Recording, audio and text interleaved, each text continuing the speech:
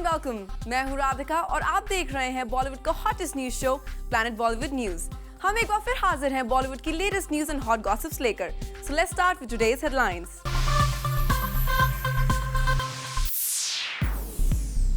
बॉलीवुड में कौन कर रहा है प्रियंका चोपड़ा का नाम मिसयूज? एकता कपूर के बाद उनकी मॉम शोभा कपूर ने भी बनाया चेन्नई एक्सप्रेस के मेकर्स को अपना निशाना। बिग बी किसके खिलाफ लीगल एक्शन लेने की कर रहे हैं तैयारी?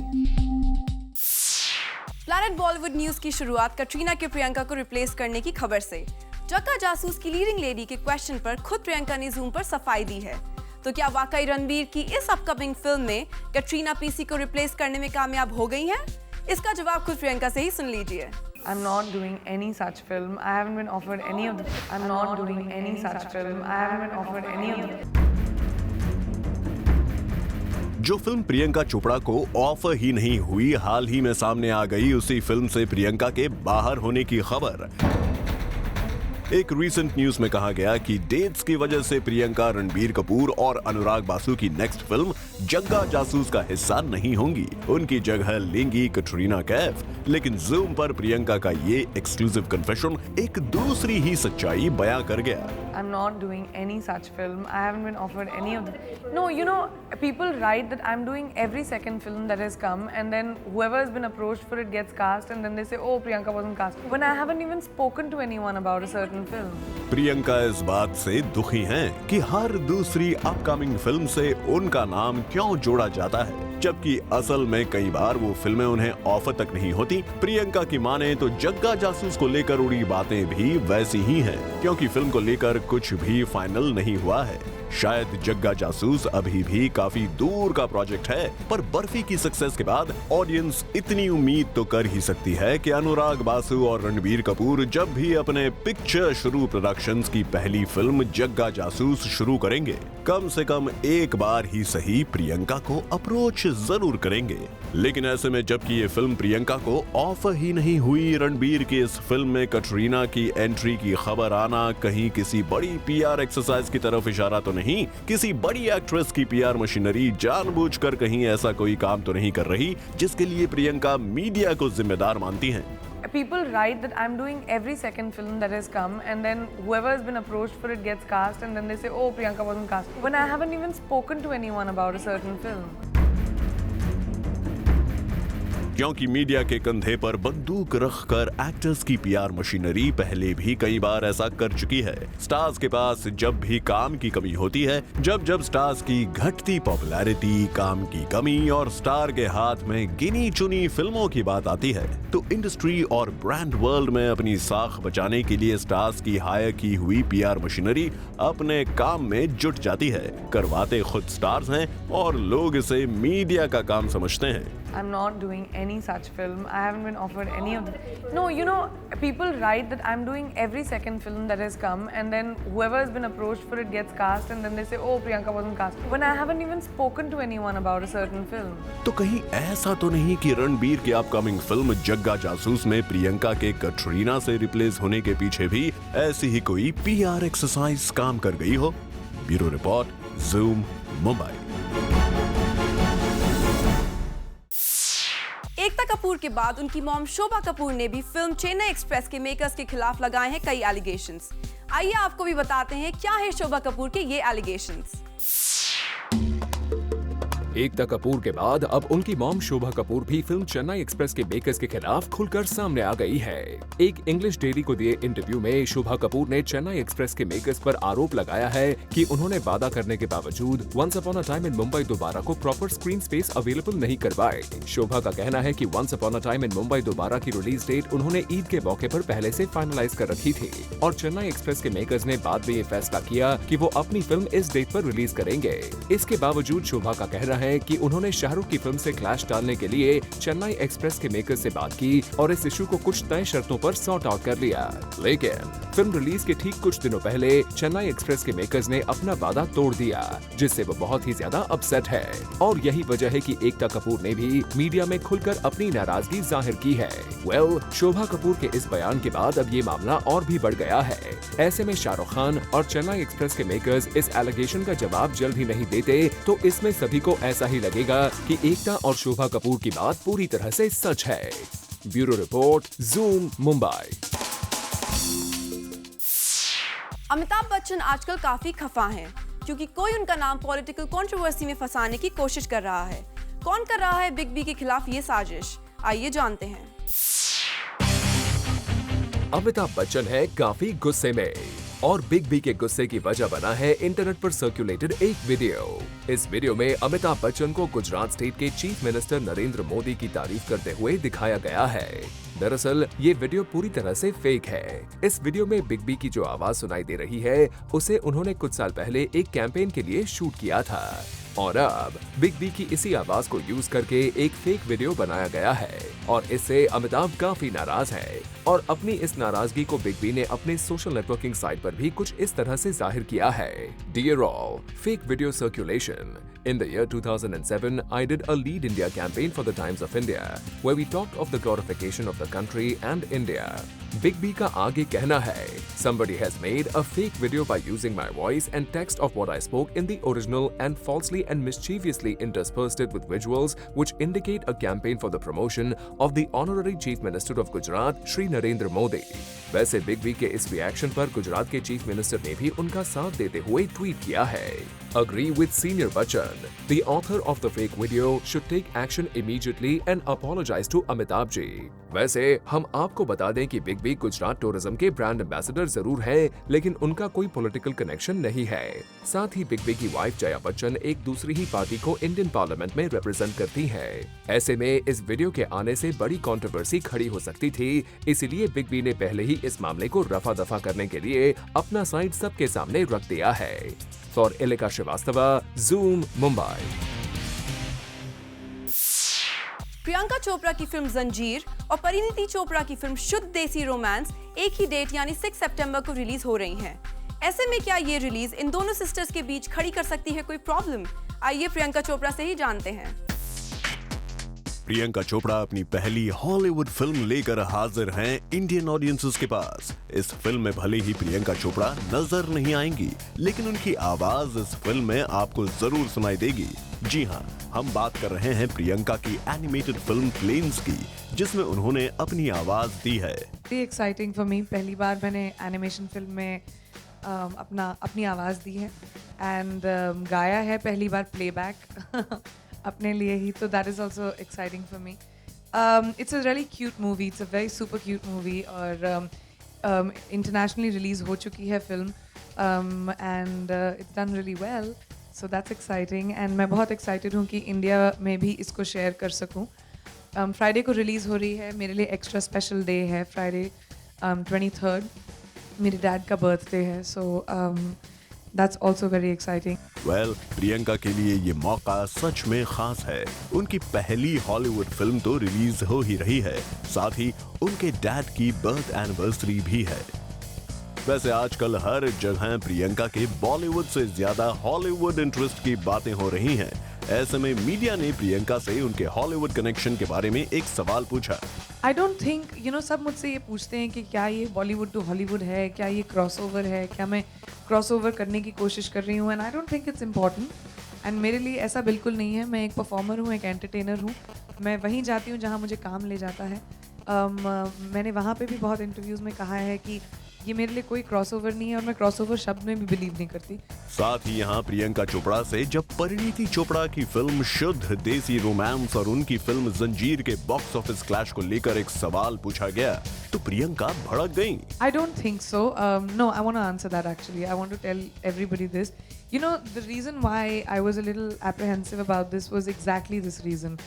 She's my family and she's my sister. And I think it's very cheap when people will try and use that for some sort of creating, some sort of interesting controversy so you can write a little bit more about it. The way I see it, it's a Chopra weekend and go and enjoy the movies. Well, Priyanka इस सवाल को लेकर जरा नाराज सी हो गई और ऐसा हो भी क्यों ना, वो अपनी छोटी सिस्टर परिणीति से प्यार जो करती हैं। Ilika Srivastava, zoom, Mumbai. Time to show you special report. Producer Vikram Bhatt ने लॉन्च की अपनी एक और horror film and he tried to make the film's first look launch a bit unique in his own way. वैसे मीडिया को सेपरेट रूम में अपनी film का ट्रेलर दिखाने के बाद Vikram also gave us a gist about his so-called horror story. की कहानी ये है, एक नई कोशिश है ये पिक्चर। हर बार जो भी हॉरर फिल्में मैंने बनाई हैं या हमारी कंपनी ने बनाई हैं, उसमें गाने होते हैं, रोमांस होता है, और एक सेक्शन ऑफ द ऑडियंस ये कह रहा है कि सर आप हार्डकोर हॉरर फिल्म क्यों नहीं बनाते। तो इस बार हार्डकोर हॉरर फिल्म बनाई है। वैसे आपको बता दें कि इस फिल्म में कोई भी बॉलीवुड नोन फेस नहीं नजर आने वाला है, बल्कि we would get to see many TV actors making their debut with this film. और इसी बात पर हमने विक्रम से पूछा कि why didn't he cast big stars for such a horrifying film. Listen up, उनका क्या कहना है इस बात पर। हॉरर फिल्म्स को बड़े स्टार्स की जरूरत नहीं होती। जब हॉरर फिल्म बनती हैं तो we are selling not stardom, we are selling fear, we are selling something different. अगर हमें कोई ऐसी फिल्म बनानी हो जो सिर्फ स्टार्स के साथ ही लोग देखना चाहेंगे, तब हम जरूर स्टार का पीछा करेंगे। वैसे it seems like the Bhatt camp has taken it all to launch newbies in the film industry. And after the grand success of Aashiqui 2, we are yet to see how much this horror story make up at the box office. For Salma Khan, Zoom, Mumbai. Planet Bollywood news में फिलहाल वक्त है एक छोटे से break का, लेकिन आप कहीं मत जाइएगा क्योंकि ब्रेक के बाद भी बाकी है बहुत कुछ खास। So stay with us. Recently actress Parineeti Chopra और सुशांत सिंह राजपूत अपनी फिल्म को प्रमोट करने पहुंचे कॉलेज में, और यहाँ स्टूडेंट से इंटरेक्शन के दौरान परिणीति चोपड़ा को आ गया गुस्सा। आप भी देखिए क्यों। रिसेंटली एक कॉलेज इवेंट पर पहुंचे शुद्ध देसी रोमांस के स्टार्स, और इस इवेंट के कॉन्सेप्ट को मद्देनजर रखते हुए we asked Parineeti Chopra about her preference when it comes to marriage, love और अरेंज्ड। सुनिए परिणीति का जवाब। Yeah, nowadays if my mom buys a t-shirt for me, I hate it. So I don't think I let her choose a boy for me. No, I would definitely want to find a boy for myself because I'm the only one who has to live with him all my life. With this answer, Pariniti clarifies that she would rather choose a guy herself than letting her parents choose one. और बात करते करते Parineeti living relations के topic पर पहुंच गई, जहां उन्होंने दिया ये क्लैरिफिकेशन कि कौन से रिश्ते को लिविंग रिलेशनशिप नहीं बोल सकते। If I'm seeing somebody and I get free from work at 11 p.m. so the only time I can see him is at 11:30. And we go out for a drive to Marine Drive and I'm driving with him till 4 o'clock, say. And I come back home and sleep at 5 o'clock. That's not a live-in relationship. But if I sit at his house and maybe go to sleep because I'm so tired, because we're sleeping in the same bed or in the same room, it's a live-in relationship and it's wrong. So it's as per our convenience how we perceive it. और यही relationships की बात करते करते परिणीति चोपड़ा भड़क गई एक question पर, जिसका आंसर आप खुद उनसे सुन लीजिए। He has said, when girls are young, they like it, and when they are older, then they scream and shout at us. I want to know what is this. Forcing you to be with us. I'm sorry that you're so tortured. I think this is the reason we are having this discussion today. That it's as per convenience. How can you blame it? Okay, girls like it when they are young and they scream. I think that's ridiculous. I think that's very disrespectful to say to a girl.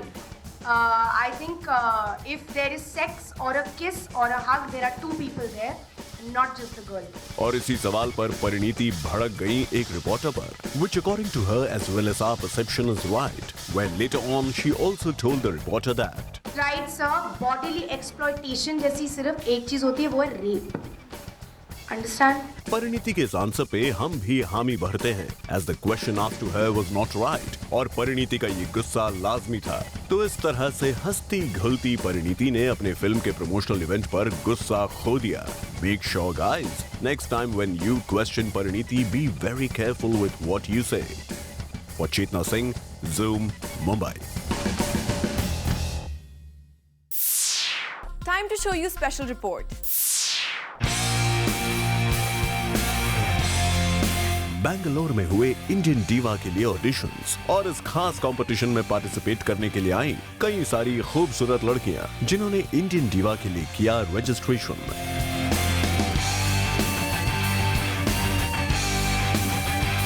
After the registration round शुरू हुआ the main round, जहां the girls walk the ramp.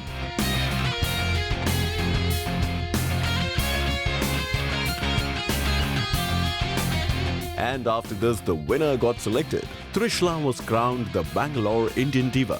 और इस competition में जीतने के बाद अब त्रिशला को मिल गई है direct entry into the finale of Indian diva 2013। Bureau report, Zoom, Bangalore। Planet Bollywood news में फिलहाल वक्त है एक छोटे से ब्रेक का, लेकिन आप कहीं मत जाइएगा क्योंकि ब्रेक के बाद भी बाकी है बहुत कुछ खास। So stay with us. कुछ मजेदार खबरें हम आपके लिए लाए हैं हमारे खास सेगमेंट पीवी न्यूज एक्सप्रेस में।